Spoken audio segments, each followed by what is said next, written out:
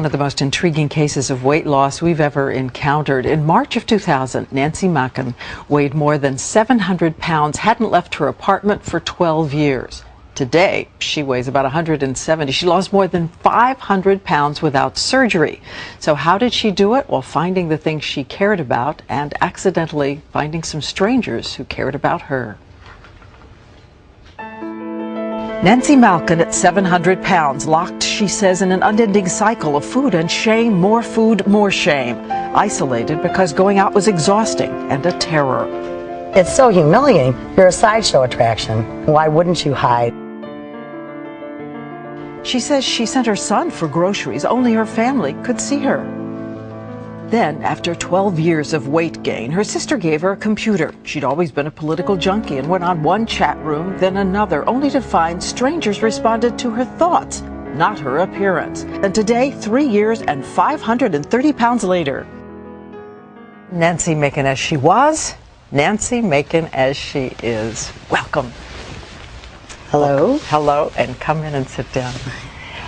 What a story this is. This was the skirt you wore. Yes. Can we stand up? It's a beauty. And it fit. Oh, yeah. Are you going to keep this? Oh, absolutely. At first I was going to make curtains out of it, and then I thought, no, I may have to bronze it now. The skirt, a reminder of her prison. When you weigh 700 pounds, you really don't think something's going to change or, gee, I think I'll buy a treadmill. You've given up hope. You've resigned yourself to what's come, what's going to come, death eventually. The beauty of it, Diane, was that the internet provided anonymity, and people who would have rejected me out of hand based on appearance got to see my insides. She says the weight gain started 20 years ago. And what kind of eating patterns to call? I called it one cheeseburger at a time. Because, you know, it's so obvious you eat too much. My son would bring me 10 double cheeseburgers, so I'd eat 4, put the rest in the fridge, and then they'd call to me during the night or whatever, and you'd eat them cold.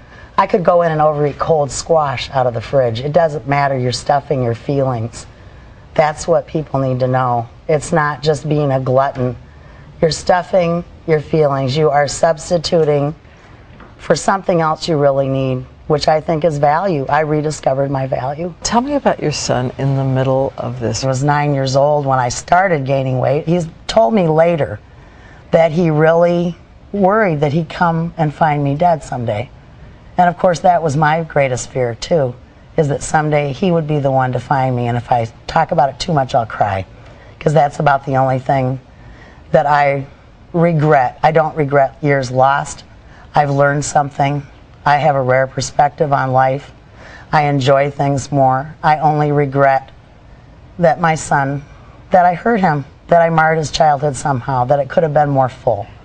With the help of those strangers, she says she didn't even notice she was losing weight. I was so busy and so happy to get up every morning that I like to say I lost weight in my fingers first. Then one day the cat jumped on her lap and she realized she had a lap. So if you could say one thing to anyone out there who is dreaming of some light going on, some door opening, some radical change. Diane, I've heard so many times, I've said it myself, if I could only lose 40 or 50 pounds, I'd be so much happier. I found on this journey that the opposite is true. If you, oh Lord,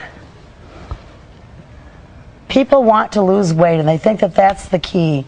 The key is to find contentment and value in yourself by reaching out and doing something that's not for you, and the weight will come off as a side effect. It really will. It did for me. That's all I can say. In my case, that is exactly what happened, and I would say that's a pretty big example of what can happen. In a letter, she wrote, I was being loved and nurtured by faceless strangers. In a world where you are given levels of worth dependent on first impressions, these friends accepted who I was based on my mind and soul. The anonymity of the computer gave me access to a world that would have just as well have left me alone to die.